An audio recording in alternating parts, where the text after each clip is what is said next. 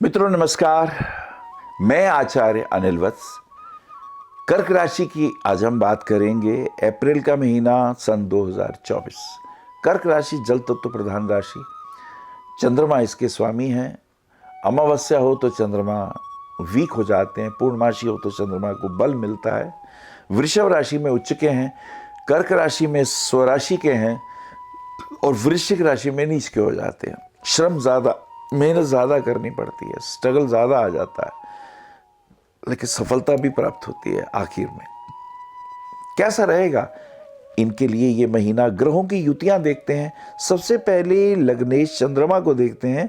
चंद्रमा छठे भाव में है, रोग रिपु ऋण के भाव में, अर्थात संघर्ष और स्ट्रगल की स्थिति तब तक चंद्रमा छठे भाव में। और इसके अलावा अच्छी बात यह है कि इस चंद्रमा को गुरु की दृष्टि प्राप्त है, तो स्ट्रगल और संघर्ष के बाद काम बनेगा। हो सकता है डॉक्टर पे जाना पड़े, वकील के पास भी जाना पड़े, कोई कोर्ट केस की बात हो, लेकिन फाइनली ये आपके लिए अच्छा होने वाला है। अगला हम देखते हैं कि युति, गुरु और बुध की युति 10th हाउस में है। गुरु आपके जन्म पत्री के भाग्येश है और षष्ठेश में है। छठा रोग रिपु ऋण को जागृत करता है भाव, और जो नवम भाव है वो भाग्य का भाव है। अब भाग्येश आपके दशम भाव में हैं, तो ये तो अच्छी बात हो गई। भाग्येश का यानी त्रिकोण अधिपति का केंद्र में जाना शुभ है। अब केंद्र में जाने से धन भाव को देखेंगे तो आर्थिक वृद्धि, कुटुंब के प्रति प्रेम वृद्धि, कुटुंब के लोगों से मेलजोल की स्थितियां। सप्तम भाव से माता को देखेंगे, माता के स्वास्थ्य के अंदर श्रेष्ठता, भाई बहनों से प्रेम की वृद्धि, जनता के साथ अच्छा संबंध। और नवी दृष्टि से फिर छठे भाव को देखेंगे जहां ऑलरेडी चंद्रमा है, तो रोग रिपु ऋण भाव को अब गुरु की दृष्टि है, तो सावधान रहने की आवश्यकता हमें पड़ेगी। बुध की स्थिति क्या है? कर्क लगन में बुध एक तो व्ययेश होते हैं, एक तृतीयेश होते हैं। व्ययेश होने से खर्चे और तृतीयेश होने से जो आपका पराक्रम का बल है वो भी क्षीण होता है। अब यहां पर बुध राहु केतु के प्रभाव में भी हैं, यानी कन्या राशि पर राहु केतु का प्रभाव भी है। एक युति और बहुत इंपॉर्टेंट है, वह है राहु सूर्य और शुक्र की। राहु और केतु का कॉम्बिनेशन तो 3rd हाउस को मिल रहा है, कन्या राशि को। साथ साथ सूर्य और शुक्र भी देख रहे हैं। सूर्य यहां पर द्वितीयेश है, धनेश होकर सूर्य नवम भाव में, और शुक्र यहां उच्च के हैं। शुक्र चतुर्थेश और एकादशेश होकर यहां पर भाग्य स्थान पर है। तो ये कॉम्बिनेशन क्या कहते हैं?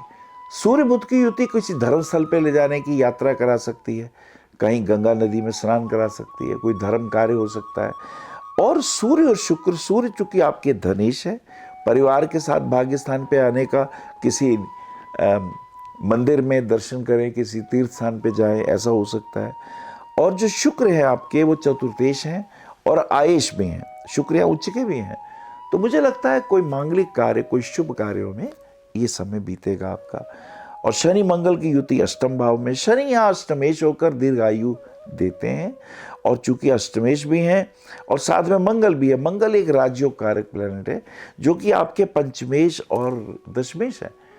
तो पंचमेश और दशमेश होकर मंगल का अष्टम भाव में जाना बहुत अच्छा कॉम्बिनेशन नहीं है। हो सकता है जॉब परिवर्तन हो सकता है कुछ नया काम करने की योजना बना रहे हो, तो ये कॉम्बिनेशन कुछ इस प्रकार की हमें बातें बताते हैं। और जो आपका लग्नेश है वो छठे भाव में, स्वास्थ्य वगैरह का भी हमें ध्यान रखना पड़ेगा। थोड़ा इमोशनल नहीं होना, अपने हिसाब से निर्णय लेने हैं। देखिए, जो हमारे कर्तव्य हैं वो हमें करने हैं, जो हमारे अधिकार है उनके प्रति बहुत ज़्यादा चिंतित ना रहें, अपने श्रेष्ठ कर्म हमें अवश्य करते रहने हैं, ये बहुत इंपॉर्टेंट है। और देखते हैं कुछ ग्रह चाल क्या कहती है कुछ बदलने की। पहली बात, 24 अप्रैल को शुक्र अस्त हो रहे हैं। शुक्र आपके चतुर्थेश और एकादशेश हैं, यानी आय के भी स्वामी, और चतुर्भाव घर गृहस्थी कुटुंब के भी स्वामी हैं।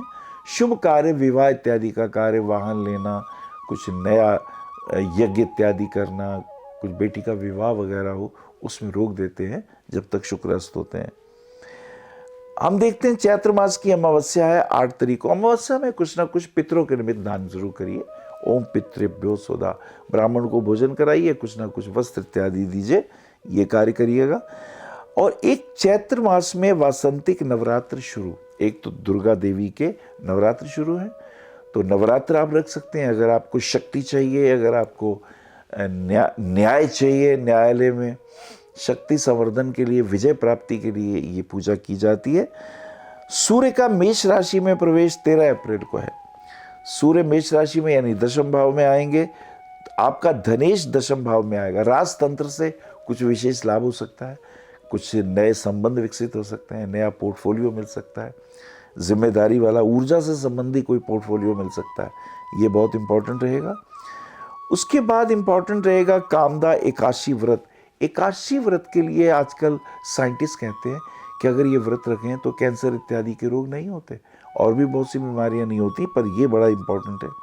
मंगल का मीन राशि में प्रवेश 23 तारीख को, ये बहुत इंपॉर्टेंट है। मंगल आपका, मंगल आपके पंचमेश में है, संतान के सुख, दशमेश आपकी जॉब, आपका व्यापार, आपका कर्म क्षेत्र, और ये मीन राशि में आएंगे। मंगल तो ये शुभ हो गया, भाग्यस्थान में आ जाएंगे तो आपके लिए प्रॉपर्टी के कार्यों में फायदा होगा, बच्चों के लिए लाभ होगा, जॉब में कुछ अच्छी परिवर्तन हो सकता है जो आपके लिए शुभ हो। शुक्र मेष राशि में आते हैं 24 तारीख को। मेष राशि में शुक्र का आना, और फिर शुक्र अस्त भी होते हैं 24 अप्रैल को। तो अस्त होने के साथ साथ जो इसमें मेहनत ज़्यादा होती है, लाभ कम मिलता है। कर्क राशि वाले जातकों के लिए कहूँगा मोती रत्न पहने 5 सवा 5 रत्ती का छोटी उंगली में। एक उनको चाहिए मूंगा जरूर पहने, वो उनके लिए राजयोग कारक प्लेनेट है। 6 सवा 6 रत्ती का मूंगा रिंग फिंगर में पहन सकते हैं। हनुमान जी की उपासना करना उनके लिए बहुत शुभ है। सूर्य भगवान को जल देना और ओम ह्री घृणी सूर्य आदित्य श्री, इस मंत्र का जाप करके जब सूर्य को जल देते हैं, विशेष कृपाएं प्राप्त होती है। नमः शिवाय। आप आचार्य श्री अनिल वत्स जी के आध्यात्मिक प्रवचन, ध्यान व ज्योतिष संबंधी मासिक राशि फल फेसबुक, यूट्यूब, www.astroanilvats.com पर भी देख सकते हैं। For appointment, भविष्य कथन, Monday to Saturday, 11 a.m. to 6 p.m. BE 279, Street number 6, Harinagar, New Delhi 110064. Phone number 98917 39999, 98181 89993, 981 088 7002, 886 000 6030. Website www.bhavishyakathan.com. Acharya Anil Vats @gmail.com.